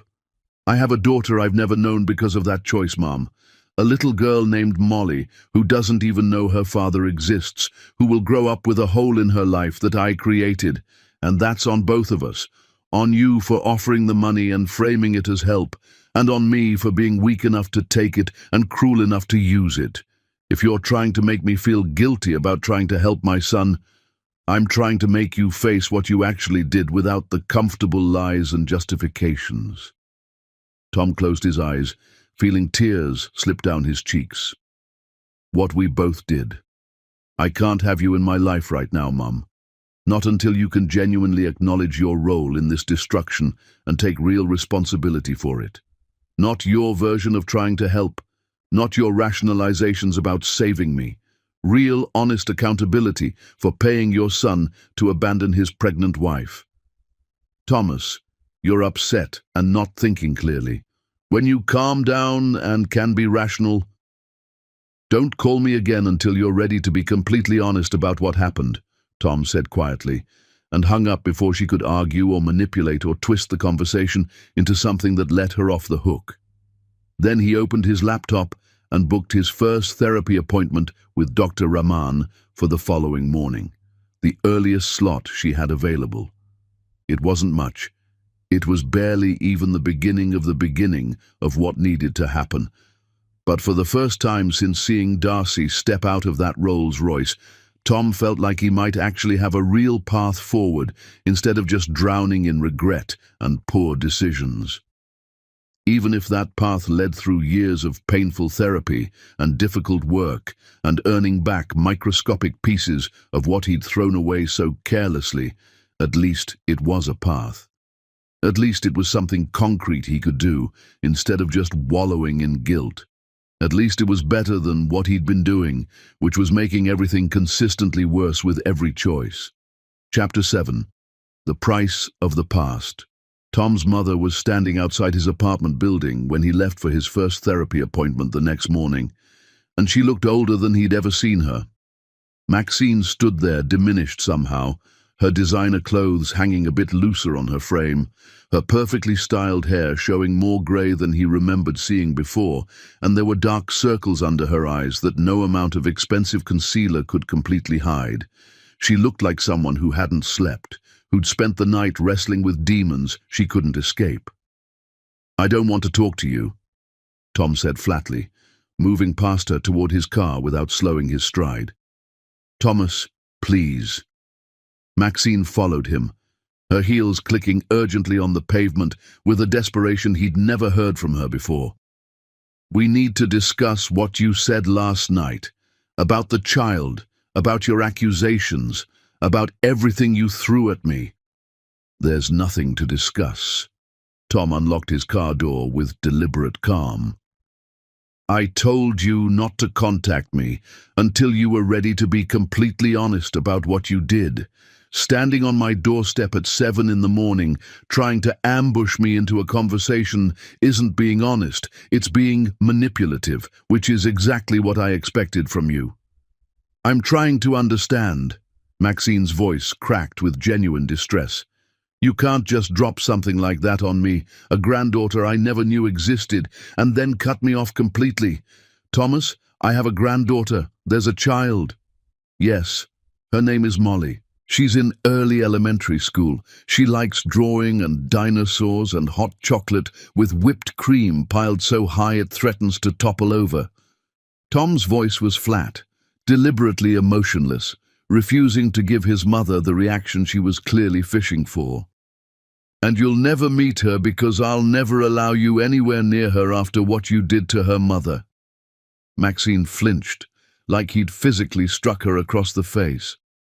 "I didn't know Darcy was pregnant, Thomas. I swear to you on everything I hold sacred. If I had known there was a child involved in any of this. But you did know you were paying me a substantial amount of money to abandon my wife." Tom turned to face her fully, letting her see the anger and disappointment written across his expression. "You knew you were bribing your own son to walk away from his marriage because she wasn't good enough for you, for our family, for your standards. The pregnancy doesn't change the fundamental cruelty and manipulation of what you did. I thought I was saving you from a life of poverty and endless struggle." Maxine's composure was cracking like ice under pressure, revealing something raw and painful underneath the polished exterior. "You came to me absolutely desperate, drowning in debt that was strangling you, begging for help because you didn't know what else to do. Your business was failing spectacularly. Your marriage was clearly struggling under the weight of all that financial pressure. I gave you what I thought was a way out of an impossible situation." "At what cost?" Tom's voice rose despite his best efforts to stay calm and controlled. "At the cost of my integrity, my family, my daughter's entire childhood. You didn't save me, Mom. You destroyed me and everything good in my life. You just didn't realize it because I was too much of a coward to stand up to you and tell you no. I was protecting you from what I genuinely believed would be a life of poverty and constant struggle." "No." Tom's voice was steel now, uncompromising and certain. "You were protecting your own image and social standing. You couldn't stand having a daughter-in-law who didn't come from the right background, who didn't fit your country club standards, who wasn't connected to the right families. So you found a convenient way to get rid of her, And I let you do it because I was weak and scared and desperate for any solution that didn't require me to actually face my problems. Maxine's eyes were bright with tears she was fighting to control. That's not fair, Thomas. I loved you. I wanted what I genuinely believed was best for your future. What was actually best for me was Darcy. Tom was shouting now, not caring who heard, not caring about the neighbors peeking through curtains or the people walking past, pretending not to listen. She was the single best thing that ever happened to me. She believed in me when I had absolutely nothing to offer. She worked multiple jobs to help pay our bills when my business was failing. She held me when I cried about the mounting debt and felt like I was drowning. And you convinced me she was the problem that needed to be eliminated, that walking away was the solution to all my troubles. Well, congratulations, Mom. I walked away just like you wanted. And now I have a daughter I'll probably never truly know, and an ex-wife who can barely stand to look at me. Was it worth it? Did you get what you wanted? Maxine was crying openly now, her perfect makeup running down her cheeks in dark streams. I didn't know about the baby. Please believe me, Thomas. I would never have, if I had known she was pregnant. But you would have found some other way to manipulate the situation to get the outcome you wanted. Tom's voice was quieter now, but no less firm or certain. That's what you do. You manipulate and control people because you fundamentally can't trust anyone else to make the right choices without your guidance. Well, I'm done.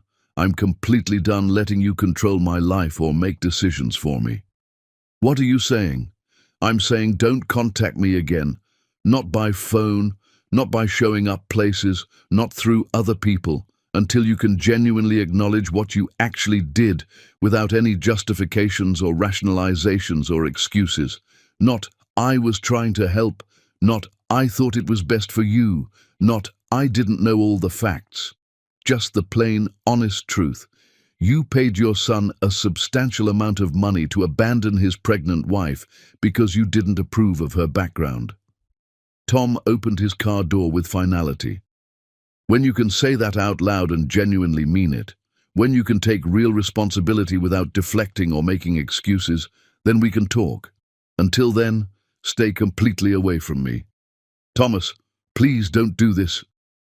He got in his car and drove away, watching her in the rear-view mirror, standing alone on the sidewalk, looking lost and smaller than he'd ever seen her, and he felt something shift in his chest that might have been grief, or might have been relief, or might have been both tangled together inseparably. The therapy session with Dr. Rahman was absolutely brutal in ways Tom hadn't anticipated. She was a woman in her 50s with kind eyes that saw through every lie and zero tolerance for the comfortable stories people told themselves to avoid facing hard truths. Tom had barely started explaining his situation, still trying to frame it in ways that made him look less terrible, when she cut him off with surgical precision. So you took a substantial amount of money from your mother to divorce your pregnant wife, didn't contact her for years afterward, just recently discovered you have a child, and now you want me to help you feel better about all of these choices. That's not, yes, but it's more complicated than, Mr. Andrews, I'm not here to make you feel better about the choices you've made. Dr. Rahman's voice was gentle, but absolutely firm. I'm here to help you understand why you made those specific choices and how to make genuinely better ones going forward.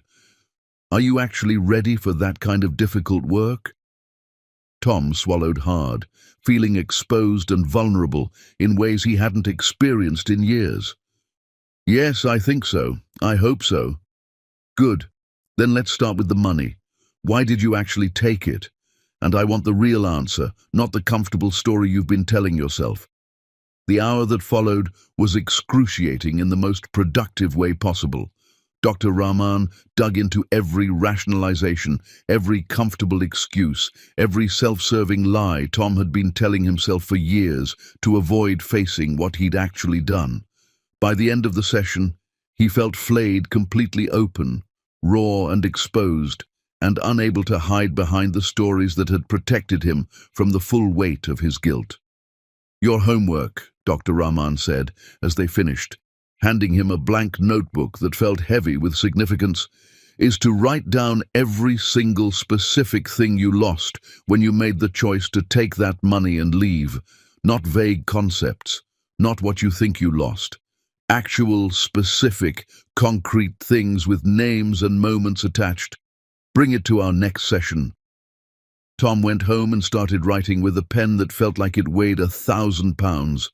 He wrote until his hand cramped painfully, until he couldn't see through the tears that wouldn't stop falling, until the list filled pages and pages and threatened to consume the entire notebook. Molly's first breath. The sound of it, the reality of it, the miracle of a new life beginning. Molly's first word. Was it mama? Was it something else? I'll never know. Molly's first steps. The wobbling, the determination, the triumph when she made it across the room. Darcy's hand in mine during labor. The fear and excitement and shared experience of bringing our daughter into the world together. Midnight feedings, where I could have been there to help, to share the exhaustion and the quiet beauty of a sleeping baby. First day of school. The outfit Darcy probably agonized over choosing, the photo she took alone, the excitement and nervousness I should have been there to witness. Every birthday, every candle blown out without me there to see it.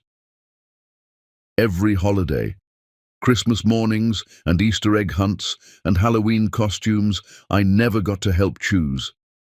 Every scraped knee I should have kissed better, every nightmare I should have soothed away, every achievement I should have celebrated.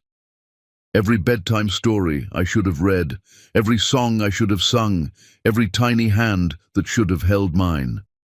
Every drawing that should have gone on my refrigerator, every school performance I should have attended, every parent-teacher conference where I should have been present. Every moment of every single day for years, all of it, everything. By the time Tom finished, he understood with devastating clarity exactly what he'd lost. Not just Darcy, though that alone was catastrophic enough to break him. Not just Molly, though missing her entire childhood was a wound that would never truly heal. But the man he could have been, the father he should have been, the partner Darcy deserved, the life they could have built together if he'd been brave enough to fight for it instead of taking the easy way out his mother offered. Everything. He'd lost absolutely everything that mattered. His business officially collapsed 2 weeks later. Tom sold what remained of it to a competitor for a fraction of what it should have been worth, paid off all his outstanding debts with what was left, and found himself unemployed and alone in a city that suddenly felt too big and too empty. He used the newfound time to go to therapy twice a week instead of once, to attend support groups for men struggling with guilt and regret and the weight of choices they couldn't undo, to slowly, painfully, learn who he actually was when he wasn't running from his mistakes or hiding behind professional success or taking shortcuts his mother offered. And he waited. He didn't contact Darcy or try to engineer meetings, didn't drive by her office or Molly's school or anywhere else they might be, didn't try to force his way into their lives through manipulation or persistence. He just worked on himself with the kind of dedication he should have brought to his marriage years ago, and he waited. Months passed in this strange limbo. Then one morning, a text arrived from an unknown number that made his heart stop completely. "I've been watching. I see you sold your business. I see you're in therapy regularly. I see you haven't tried to contact us or show up anywhere we might be. That's good. That's the bare minimum of what I needed to see. Keep doing exactly that. When I'm ready, if I'm ever ready, I'll reach out to you. Don't respond to this message." Tom read it 100 times, 200 times, memorizing every word until he could recite it perfectly. Then he did exactly what Darcy asked and didn't respond, didn't try to start a conversation, didn't push for more than she was willing to give. He just kept working on himself, and waited with a patience he was slowly learning to cultivate, because that's all he could do. That's all he had any right to do. And maybe, someday, if he worked hard enough and changed deeply enough and proved himself consistently enough over a long enough period of time, it would be enough to earn even the smallest place in his daughter's life. Maybe. Chapter 8. The Slow Thaw. The text that changed everything came 6 months after Darcy's warning, arriving on a Saturday morning when Tom was having coffee and actively trying not to think about what Molly might be doing at that exact moment. 1 hour. Park on 5th Street, near the playground. Tomorrow at 10 a.m. Don't be late, don't bring anything. Don't expect her to know who you are. Don't make me regret this. Tom's hands shook so violently he almost dropped his phone, almost spilled coffee all over himself in his shock. He read the message over and over until the words stopped making sense, until he had to close his eyes and breathe deeply to convince himself it was real. He showed up 45 minutes early the next day, his heart hammering against his ribs so hard he thought it might actually break through. The park was beautiful in the morning light, trees showing the first hints of autumn color, children already playing on the equipment despite the early hour, the world continuing on completely indifferent to the fact that Tom's entire life was about to fundamentally change. Then he saw them walking toward him across the grass. Darcy looked exactly the same, powerful, composed, radiating the kind of controlled strength that made people instinctively straighten their spines. Molly skipped beside her mother, and Tom felt his breath catch painfully in his chest. His daughter wore overalls covered in paint stains that suggested creative projects, her hair pulled into 2 ponytails that were already coming loose and tilting sideways in the way children's hairstyles inevitably did. She looked absolutely perfect in every possible way. "Hi," Molly said when they reached him, tilting her head in that achingly familiar gesture Tom recognized as his own unconscious habit. "Mommy says your name is Tom, and we're going to hang out for a little while today." "That's right." Tom's voice came out rough and hoarse, barely functional. "It's really nice to meet you properly, Molly. We already met, though, at the hotel, when it was raining and you looked really surprised." Molly plopped down on the grass without any hesitation or fear. "Remember, you said my mommy's name and looked like you'd seen something scary." I remember that day very clearly. How could he possibly forget the moment his entire world had shattered and reformed? Darcy sat on a nearby bench without saying a word to Tom, her body language making it abundantly clear she was watching every single move he made, ready to intervene at the absolute first sign of trouble or anything that might upset or confuse Molly. "Do you like bugs?" Molly asked, with the sudden topic changes only children could navigate smoothly. "Because I found this really cool beetle last week and I wanted to keep it in a jar, but Mommy said it needed to be outside with its family, which I guess makes sense because I wouldn't want to be kept in a jar away from my mommy." "That sounds like a very wise decision your mother made," Tom managed, fighting to keep his voice steady. "Yeah, I guess." Molly started pulling up grass blades one by one, examining each with intense scientific focus. "Do you have any kids?" The question was completely innocent, absolutely devastating in its simplicity. "No, I don't." "Oh, well, kids are pretty cool. I'm a kid, so I know all about it."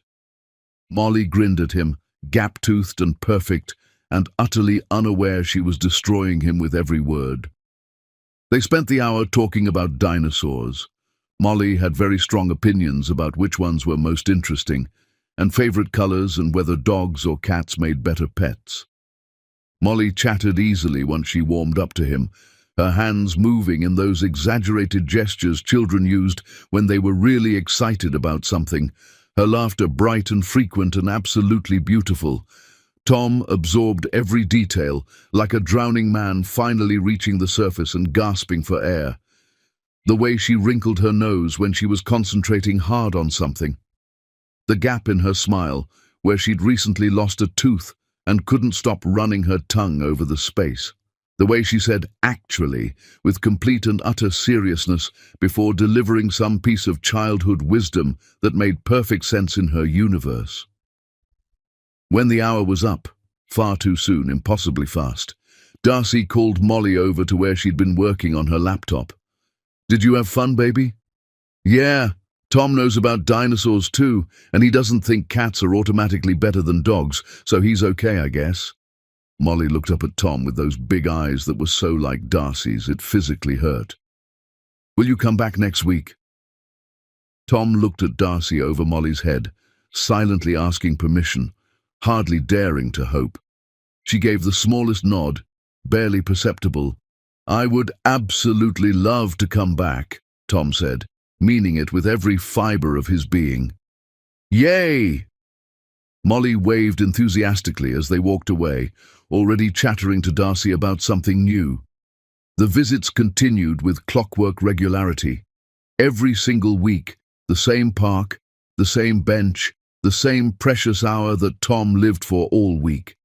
He showed up early every single time without fail, bringing nothing but his complete presence and absolute focus on Molly. He learned that she loved purple more than any other color, hated broccoli with a passion that seemed almost philosophical, wanted to be a paleontologist when she grew up so she could dig up dinosaur bones and name them after herself.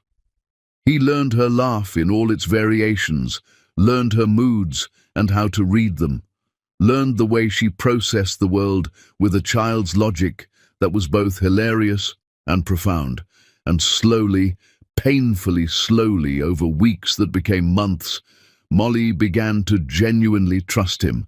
She started saving drawings specifically to show him during their visits, keeping them safe all week. Started planning conversations, making mental lists of things she wanted to tell him about. Started lighting up with genuine joy when she saw him waiting in their spot. Started running toward him instead of walking.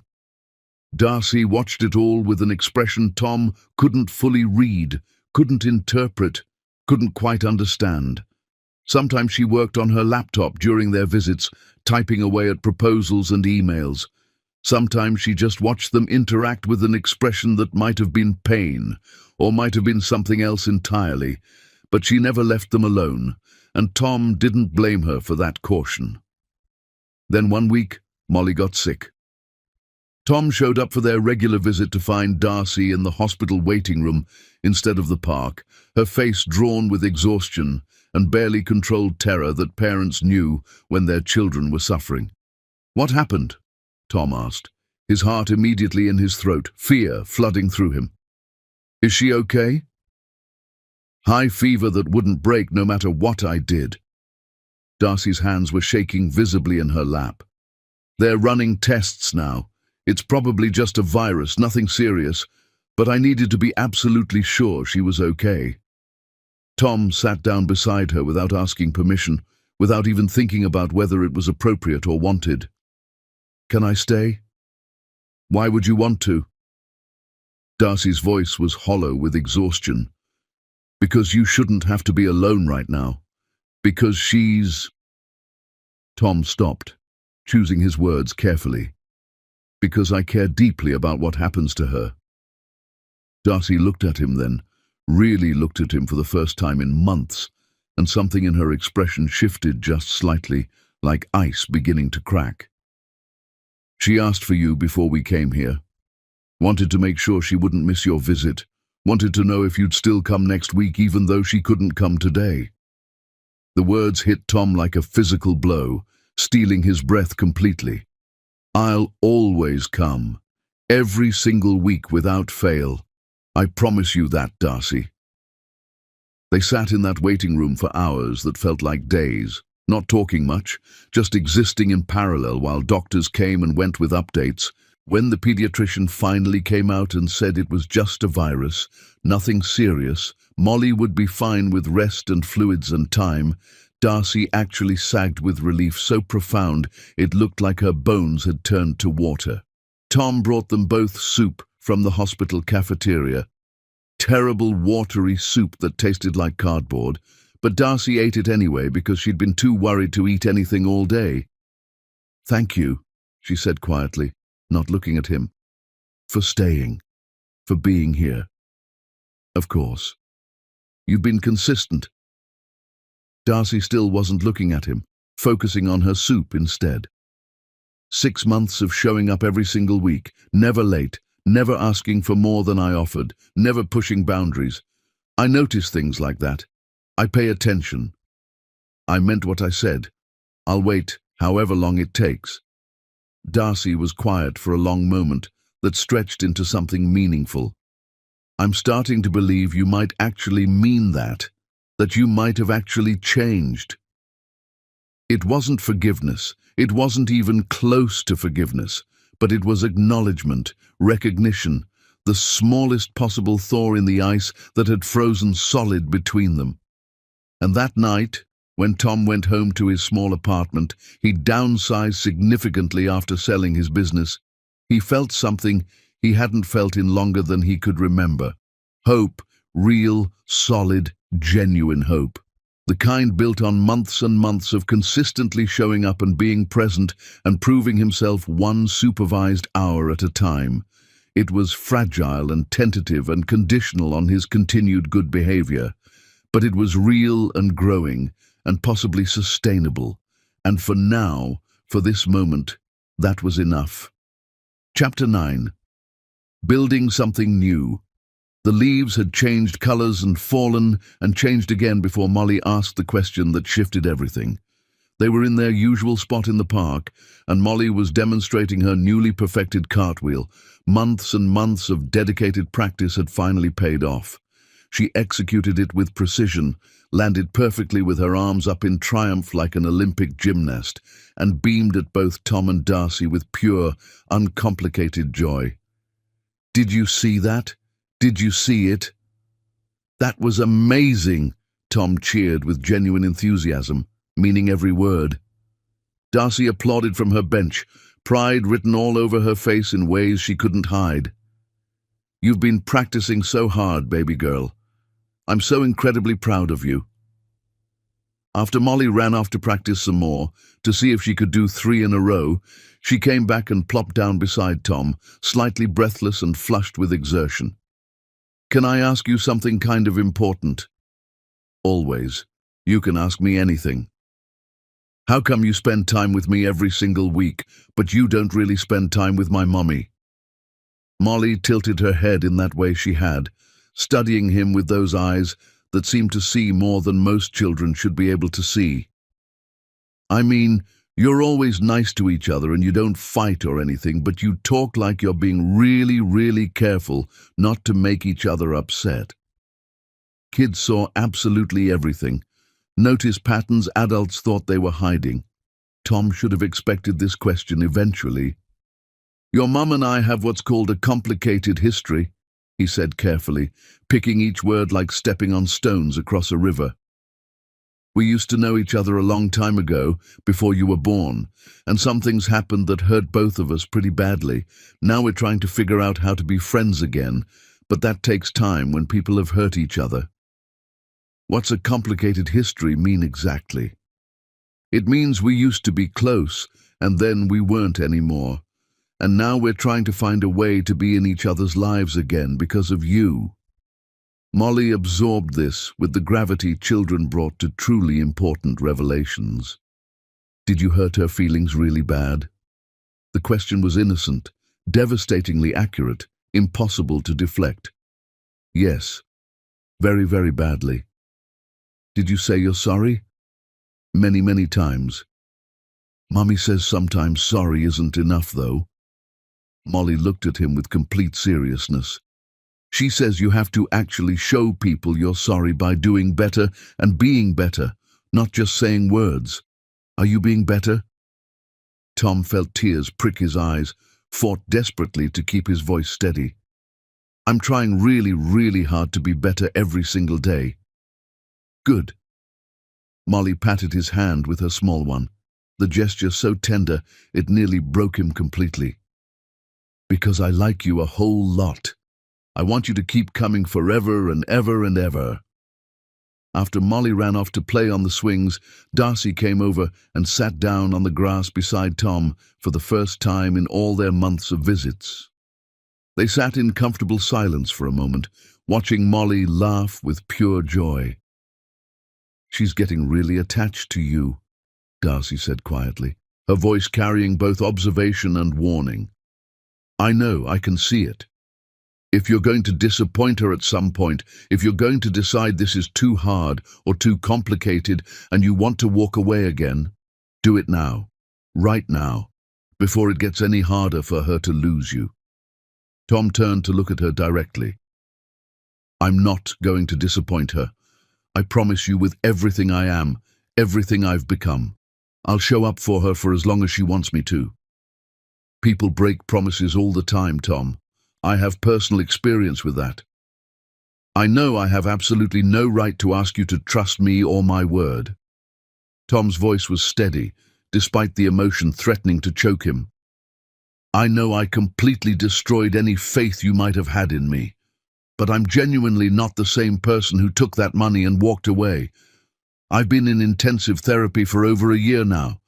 I've dealt with why I made those choices, what weakness or fear drove me. I've become someone fundamentally different, someone better, I hope." Darcy was quiet for a long time, so long Tom thought she might not respond at all. "Why does it matter so much now? Why are you willing to put in all this exhausting work now when you weren't willing to fight for us then?" "Because I missed absolutely everything," Tom said with brutal honesty. Her first smile, her first word, her first steps, all of it. Every milestone, every moment, every memory, gone forever. I can never, ever get any of that back, no matter how badly I want to. But maybe I don't have to miss the rest of her life. Maybe I can actually be there for her going forward, even if I can't change or fix the past." "And what about me?" Darcy's voice was barely audible, vulnerable in a way he'd never heard from her. "Where do I fit into all of this redemption you're working so hard on?" Tom looked at her, really looked at her, seeing past the power and success and armor to the exhaustion beneath, the wariness that never quite faded completely. "Honestly, I don't know. I know I don't deserve your forgiveness for what I did. I know that what I did was fundamentally unforgivable. But Darcy, you need to understand something. When I saw you step out of that Rolls-Royce that day, it wasn't just shock at your incredible success. It was seeing everything I had thrown away, not the money or the power or the business empire you'd built. You, the woman who loved me when I had absolutely nothing to offer, the woman who believed in me when I didn't believe in myself, the woman who was my true partner in every way that mattered. I destroyed all of that, and I have to live with it every single day."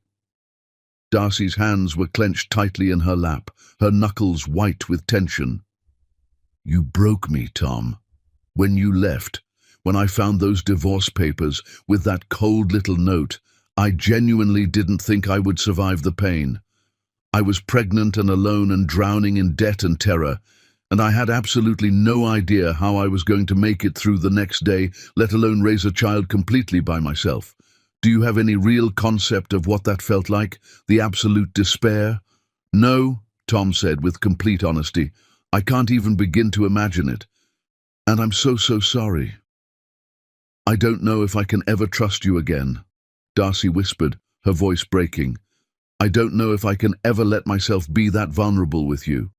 If I can ever believe that you won't just walk away again when things get difficult. I'm not asking you to trust me. Not yet. Maybe not ever." Tom's voice was gentle, careful. "I'm just asking for the chance to prove over time, through consistent actions instead of empty words, that I've genuinely changed into someone different." They sat in silence, watching Molly laugh with abandon on the swings, watching the future they might somehow be able to build together if they were both brave enough.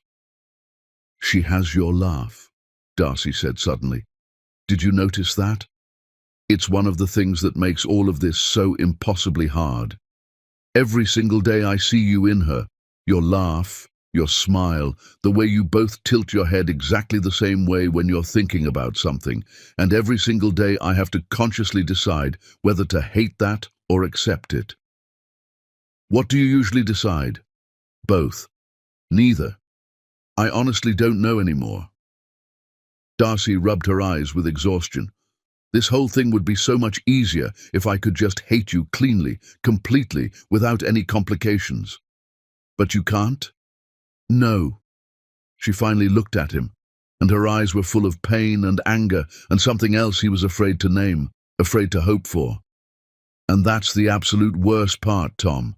After everything you did, after all the pain and betrayal and years of raising her completely alone, I can't hate you the way I should.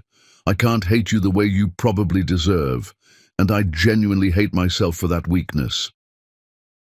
Before Tom could respond, before he could even begin to process what she'd just admitted, Molly came running over with flushed cheeks and wild excitement.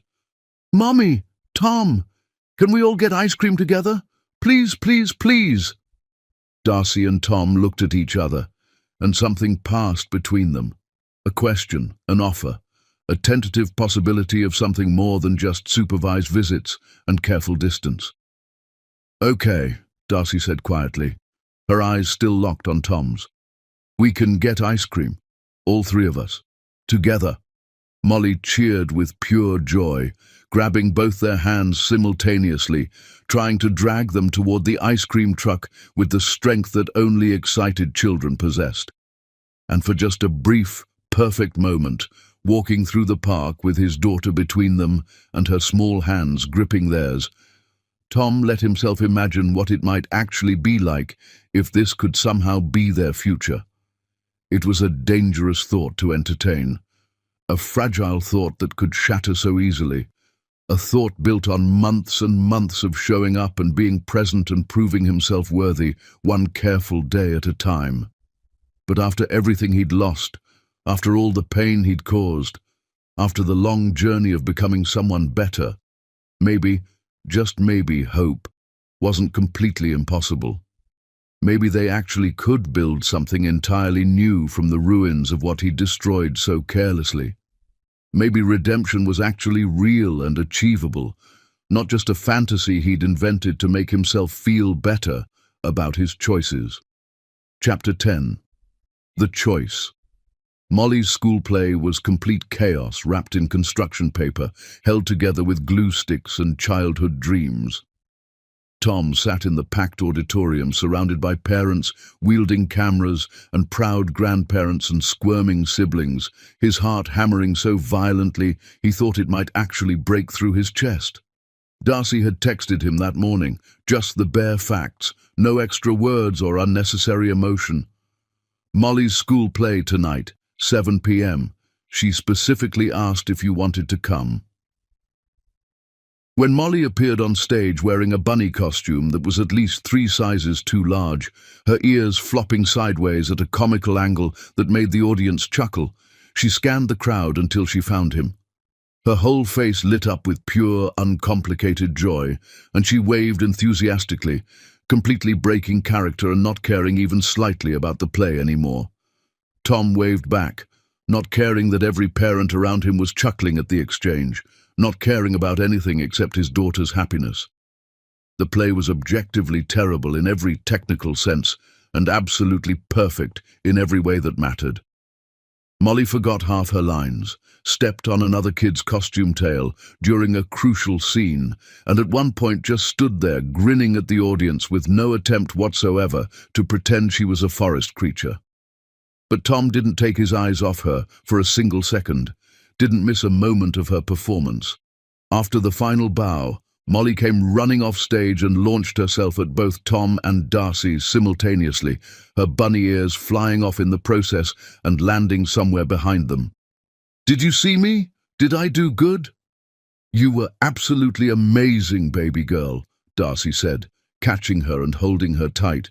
"The best bunny I've ever seen in my entire life," Tom added, his voice rough with emotion he wasn't even trying to hide anymore. Molly beamed up at both of them with pride radiating from every pore. Then she asked with the devastating innocence only children possessed, "Are you my daddy?" The world stopped spinning on its axis. Tom's breath caught in his throat. Darcy's face went very still, very careful. The other parents nearby suddenly found their phones extremely interesting and pretended they weren't listening. Tom looked at Darcy, silently asking for permission to tell the truth, his heart pounding so hard he thought he might pass out. She closed her eyes briefly, took a shaky breath, and nodded with resignation and acceptance. Tom knelt down so he was at Molly's eye level, so he could look her directly in the eyes when he said the truest thing he'd ever said in his life. "Yes, sweetheart, I am your daddy." Molly processed this with that strange, calm acceptance children sometimes had for life-altering information. "Oh, how come you weren't here before we started having our park days?" It was the hardest question anyone had ever asked him, and she deserved the most honest answer he could possibly give. "Because I made a terrible, terrible mistake," Tom said, his voice breaking but staying steady. "I wasn't there when your mommy needed me most. I wasn't there when you were born. I wasn't there for any of your birthdays or holidays or important moments. And I'm so, so sorry for all of that. I can never make up for missing all that time with you, for not being there from the beginning, but I'm here now, and I'll be here for as long as you want me in your life." Molly looked at him with complete seriousness, then turned to her mother. "Are you still sad at him, Mommy?" Darcy's eyes were bright with tears she was fighting desperately to control. "I was sad for a very long time, baby." "Are you still sad now?" "Sometimes, but less than I used to be." Darcy's voice was gentle, honest. "It's complicated." Molly nodded, like this made perfect sense in her understanding of the world. Then she did something Tom would remember for the rest of his life. She wrapped her small arms around his neck and whispered directly in his ear, "I'm really glad you came back." Tom held his daughter, really held her for the first time, knowing exactly who she was and who he was to her, and felt something break wide open in his chest, releasing years of accumulated pain and guilt and grief. Later, after Molly had fallen asleep in Darcy's car, completely exhausted from the excitement and emotion of the evening, Tom and Darcy stood in the school parking lot under harsh fluorescent lights that made everything feel surreal and otherworldly. "Thank you," Tom said quietly, "for letting me be here tonight, for letting me tell her the truth. She deserved to know." Darcy wrapped her arms around herself protectively. "I can't honestly say I'll ever completely forgive you for what you did. Taking that money, walking away when I needed you most, it broke something fundamental in me that might never fully heal. I understand that completely. But..." Darcy looked up at him, and her expression was complicated, layered with emotions he couldn't fully read.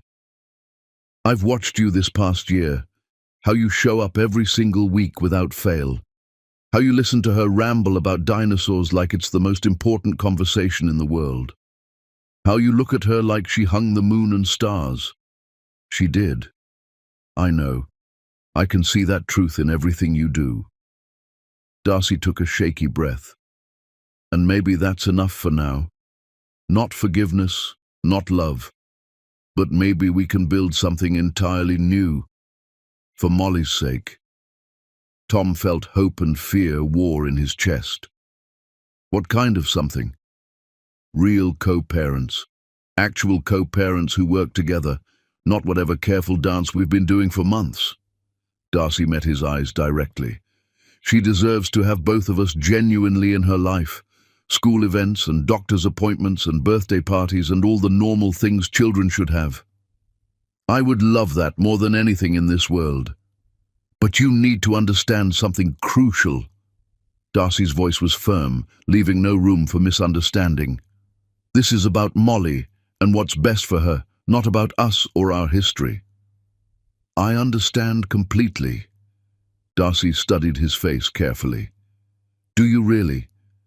Because I need you to truly hear me. I've built a good life without you, a successful life, a life I'm proud of. I don't need you for anything except being a father to our daughter." "I know." Tom's smile was sad but genuine, and honestly, I'm incredibly proud of that. I'm proud that you survived what I did to you and came out stronger and more successful than I ever imagined possible.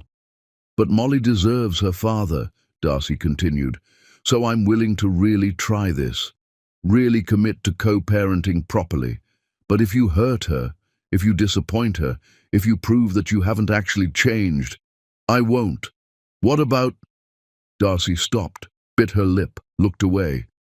"What about being worthy of being my—" She couldn't finish the sentence. "Your what?" Tom's heart was pounding. She looked away, shaking her head. "Nothing. Forget I said anything."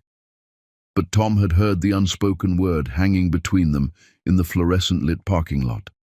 Partner, friend, something more than just co-parents navigating custody arrangements and school events.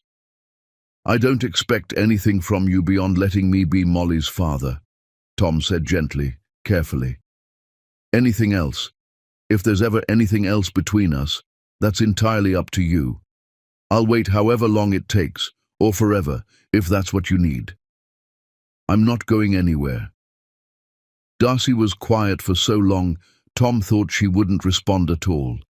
Then she said, so softly, he almost missed it, "I never stopped loving you.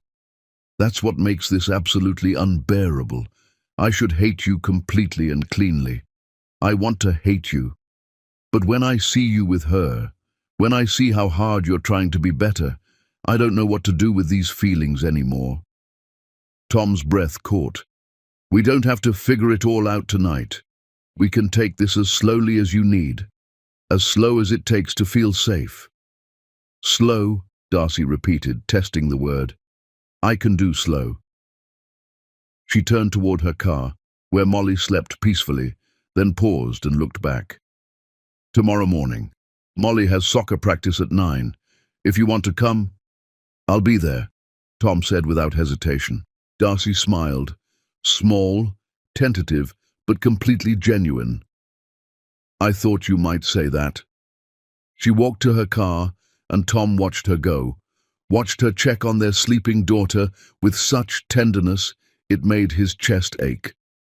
As she drove away, Molly's face peaceful in the back seat, Tom felt something he hadn't felt in years.